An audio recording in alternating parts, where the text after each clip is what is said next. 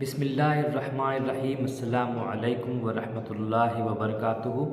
گزشتہ ویڈیوز میں ہم نے JSSC CGL اور دیگر مقابلہ جاتی امتحانات کی تیاری ہم نے کی تھی، لیکن آج سے ہم اس یوٹیوب چینل کے ذریعے نیا سلسلہ شروع کرنے والے ہیں۔ ہم جانتے ہیں کہ نیو ایجوکیشن پالیسی 2020 کے حوالے سے نصاب میں تبدیلی کی گئی ہے۔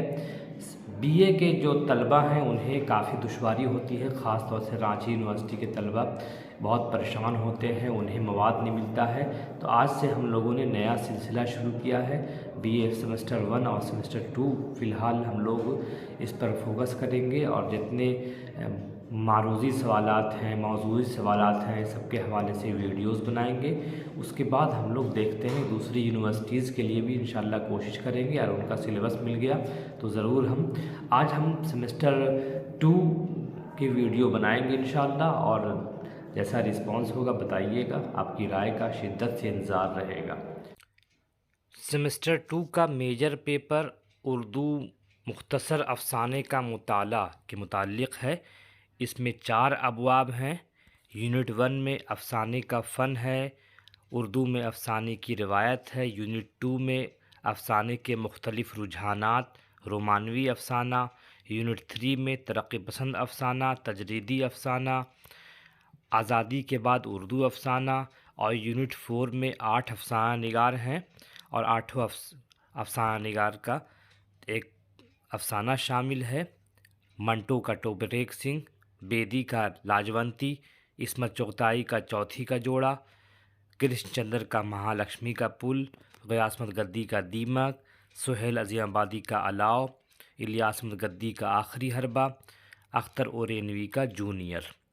ان تمام افسانہ نگاروں کے بارے میں پڑھنا ہے، ان کے افسانے کا متن کا مطالعہ کرنا ہے، ساتھ ہی ان افسانوں کا تجزیہ بھی کرنا ہے۔ ہم دیکھتے ہیں کہ سیمسٹر 2 کے ساتھ سیمسٹر 5 جو ابھی ہے 2021-24 کا بیچ ہے، اس کا نصاب بھی تقریباً سیم ہے۔ اسکرین پر ہم دیکھ رہے ہیں سیمسٹر 5 میں DSC 2 کا جو پیپر ہے اس میں بھی پڑھنا ہے اردو مختصر افسانے کا مطالعہ۔ اس میں بھی یونٹ 1 میں افسانے کا فن، اردو افسانے کی روایت، یہ تینوں یونٹ سیم ہیں۔ چوتھے یونٹ میں افسانوں کو کم کیا گیا ہے۔ ہم نے دیکھا تھا کہ سیمسٹر 2 NEP 2020 والے سلیبس میں 8 افسانہ نگار تھے، لیکن یہ جو ہے CBCS والا سلیبس ہے، اس میں افسانہ نگاروں کو کم کیا گیا ہے۔ پہلا افسانہ ہے ٹوپریک سنگھ، دوسرا عصمت چغتائی کا چوتھی کا جوڑا، تیسرا دیمک غیاث احمد گدی، چوتھا آخری حربہ الیاس احمد گدی، پانچواں خاندان کی ناک شین اختر۔ تو یہ جو ہم اپلوڈ کریں گے اس میں سیمسٹر 2 اور سیمسٹر 5 دونوں کور ہوگا، تو یہ دونوں نصاب کے لیے یکساں ہیں، آپ اس سے مستفید ہو سکتے ہیں۔ یونٹ 1 کا ٹاپک نمبر 1 ہے افسانے کا فن۔ اس کے پہلے بیک گراؤنڈ پر بات کرتے ہیں۔ اردو کی نثری اصناف کو بنیادی طور پر ان کی فنی خصوصیات کی بنا پر یا اس صنف کے اسلوب یعنی اسٹائل کی شناخت کرتے ہوئے 2 حصوں میں بانٹا جا سکتا ہے۔ نمبر 1، افسانوی نثر جسے فکشن کہتے ہیں۔ فکشن کے معنی ہوتا ہے من گڑھت بات، یعنی جس میں کہانی کو گڑھ کر بیان کیا جائے۔ داستان، ناول اور افسانہ اسی میں آتا ہے۔ اور نمبر 2 ہے غیر افسانوی نثر، نان فکشن، جس کو گڑھ کر نہ بیان کیا جائے بلکہ حقیقت بیان کیا جائے، جیسے خاکہ، سوانح، خود نوشت وغیرہ۔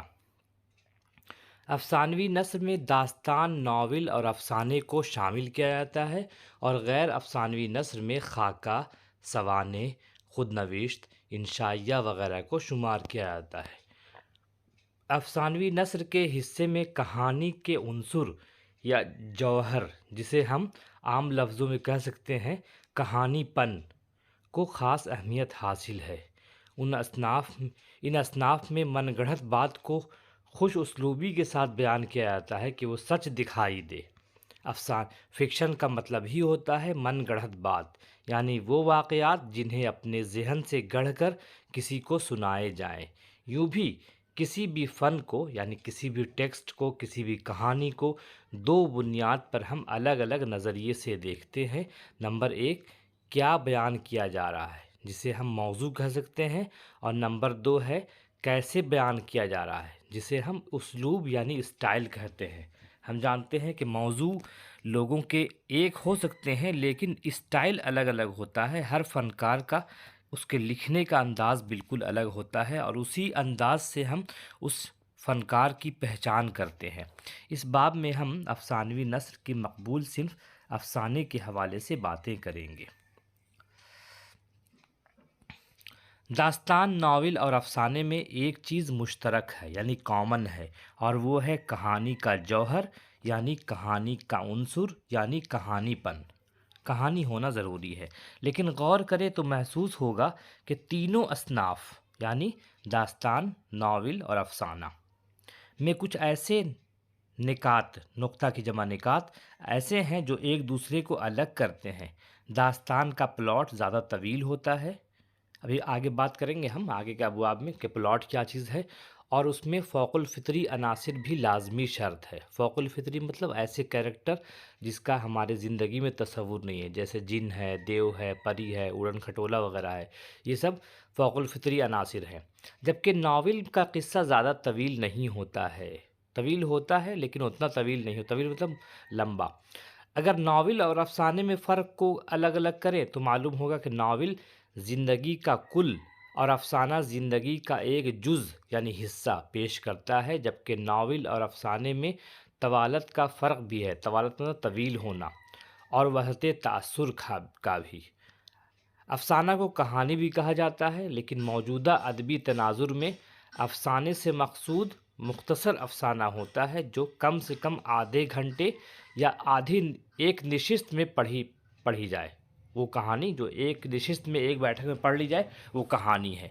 अफ़साना दरअसल एक ऐसा क़िस्सा है जिसमें किसी एक वाक़या या ज़िंदगी के किसी एक पहलू को इख्तिसार के साथ यानी मुख्तसर करके और दिलचस्पी से तहरीर किया जाता है। इसकी तरतीब में अज्ज़ाए तरकीबी का बहुत ज़्यादा अमल दखल होता है और वहदत तासुर को ख़ास अहमियत हासिल है। अब हम आएंगे अफ़साने के फ़न पर बात करेंगे। ये तो जो पढ़ा हमने ये बैकग्राउंड था। अब आएंगे अफ़साने के फ़न पर बात करेंगे। अफ़साना क्या है? अफ़साना उर्दू अदब की एक अहम सिन्फ़ है और ये 20वीं सदी की पैदावार है। उर्दू में जो अफ़साना लिखा गया है वो 1903 और 1910 के बीच में लिखा गया है। इस लिहाज से ये 20वीं सदी की पैदावार है, और उर्दू में 1857 के बाद नावल निगारी की रिवायत अंग्रेज़ी के असर से आई थी, और 20वीं सदी की पहली दहाई में नावल की जगह अफ़साने की सिन्फ़ ने ले ली, लेकिन पूरी तरह नहीं ली। अभी भी नावल लिखे जा रहे हैं, और बाज़ लोग कहते हैं कि 21वीं सदी नावल की सदी है। सिन्फ़ अफ़साना भी मग़रिबी अदब से माख़ूज़ है, मतलब लिया गया है। अंग्रेज़ी में इसके लिए शॉर्ट स्टोरी की इस्तिलाह राइज है। अफ़साना का लुग़वी माना होता है झूठी बात, सरगुज़श्त, मनगढ़ंत बात और कहानी वगैरह के। एडगर एलन पो एक अफ़साना निगार भी है और नाक़िद भी है। उसके नज़दीक अफ़साना एक ऐसी बयानिया नसरी सिन्फ़ है जो इतनी मुख्तसर हो कि एक नशिस्त या एक बैठक में पढ़ी जा सके और आधा घंटा से ज़्यादा का वक्त ना लगे। मतलब कहानी ऐसी हो जो मैक्सिमम आधा घंटा लगे, उसे हम कहानी के ज़िम्न में रखेंगे। उर्दू की तमाम असनाफ़ की पहचान उसके मिजाज और हैअत यानी स्ट्रक्चर से होती है। अफ़साना दरअसल नावल की जदीद सूरत है, मतलब उर्दू में अफ़साने से पहले नावल लिखे जाते थे, नावल से पहले दास्तानों का रिवाज था। तो ये स्टेप बाय स्टेप है। हम देखते हैं कि नावल का कैनवस बड़ा होता है और उसमें किसी किरदार का भरपूर जायज़ा लिया जाता है, जबकि अफ़साने में इसकी गुंजाइश कम होती है। अफ़साने में इख्तिसार से काम लिया जाता है, इख्तिसार मतलब मुख्तसर करके। इसी बुनियाद पर क़ाज़ी अब्दुलसत्तार ने कहा था कि अफ़साना चावल पर कुल हुवल्लाह लिखने का आर्ट है। ये जो बहुत मशहूर जुमला है, ये सवालात पूछ सकता है आपसे। इस लिहाज से ये मुश्किल तरीन सिन्फ़ है। अफ़साना निगार को मालूम होना चाहिए कि क्या लिखना है, और उससे भी ज़्यादा ये मालूम होना चाहिए कि क्या नहीं लिखना है। फ़िलहाल हम अफ़साने के अज्ज़ाए तरकीबी पर बात करेंगे। तो تو افسانے کے جو اجزاء ترکیبی ہیں وہ بہت سے ہیں، جس میں پہلا نمبر آتا ہے پلاٹ کا۔ Plot PLOT plot. افسانے اور پلاٹ کو نقادوں نے لازم اور ملزوم قرار دیا ہے، کہا یہ ایک دوسرے کے لیے لازم و ملزوم ہے۔ افسانہ حیات انسانی کی مختلف پہلوؤں، ان کے تاثرات کی بلندی و پستی، ان کی تبدیلی، حرکت و جمود اور اس طرح کی بہت سی چیزوں کا ایک ادبی اور فنی عکس ہے، جو واقعہ، تجربہ، خیال افسانے کا بنیاد بنتا ہے۔ پلاٹ اسی واقعے، خیال، تجربے کو ایک نئی ترتیب دیتا ہے۔ کہانی کا ڈھانچہ اس کا پلاٹ کہلاتا ہے۔ یہ افسانے کا سب سے اہم جز ہوتا ہے، جز مطلب حصہ، پارٹ، جس کی خوبی اور خامی پر افسانے کی کامیابی یا ناکامی کی عمارت کھڑی ہوتی ہے۔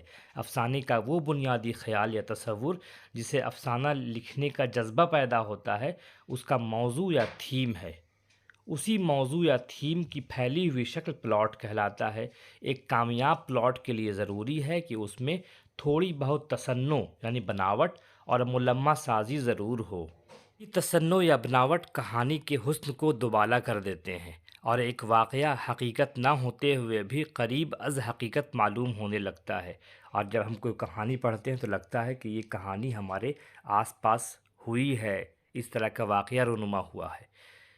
تو یہی پلاٹ ہے، اسی کو مطلب پلاٹ۔ نمبر 2 ہے کردار نگاری۔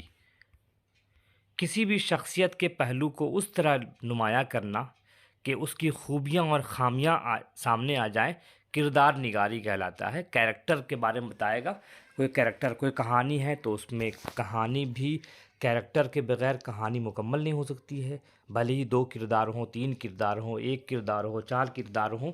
ہاں یہ ہے کہ افسانے میں کردار کم ہوتے ہیں، اس کی گنجائش زیادہ نہیں ہوتی ہے۔ 10 صفحے کا افسانے میں آپ کتنا کردار لائیں گے؟ کردار نگاری میں افسانہ نگار اپنے افسانے کے لحاظ سے کردار خلق کرتا ہے۔ اگر یہی دیہاتی منظر کا کردار، اگر کسی دیہاتی منظر کا ذکر کرنا ہو تو اس کا کردار بھی دیہاتی ہوگا، دیہاتی بولے گا، اسی طرح کا لباس پہنے گا۔ اگر وہ شہری ہے تو شہری ہے تو اس کا بھی حلیہ ویسے ہی ہوگا، شہر کا ہوگا، فصیح زبان بولے گا، اور اس کے رکھ رکھاؤ میں چیزیں سامنے آئیں گی۔ نمبر 3 ہے مکالمہ نگاری۔ مکالمہ کو بولتے ہیں ڈائلاگس۔ تحریر یا گفتگو کے دوران ایسی بات چیت کو کہتے ہیں جو 2 افراد کے درمیان ہو یا کسی ادبی تصنیف یا ڈرامے کی صورت میں اسٹیج پر پیش کیا جائے۔ افسانے میں مکالمے کی بڑی اہمیت ہوتی ہے۔ بات سے بات پیدا کرنا مکالمہ کہلاتا ہے۔ ایسی کہانیوں مکالمے زیادہ اہم ہوتے ہیں جن میں حقیقت کا شائبہ ہو، اور افسانے میں مکالمے سے ہی کہانی آگے بڑھتی ہے۔ ابھی ہم کہانیاں پڑھیں گے نا تو اس میں معلوم ہوگا۔ نمبر 4 ہے منتہا یعنی کلائمیکس۔ یہ افسانے کا آخری مرحلہ ہوتا ہے جہاں افسانہ نگار اپنی تمام تر خوبیوں کا کھل کر مظاہرہ کرتا ہے۔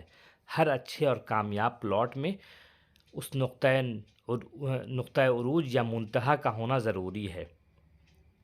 اچھا اور کامیاب کلائمیکس وہ کہلاتا ہے جس میں بناوٹ اور تصنع کا شائبہ تک نہ ہو، اور اس کے ساتھ ساتھ وہ غیر متوقع بھی ہو، یعنی ایسا محسوس نہ ہو کہ لکھنے والا زبردستی قاری کی توجہ اپنی طرف مبذول کرنا چاہتا ہے۔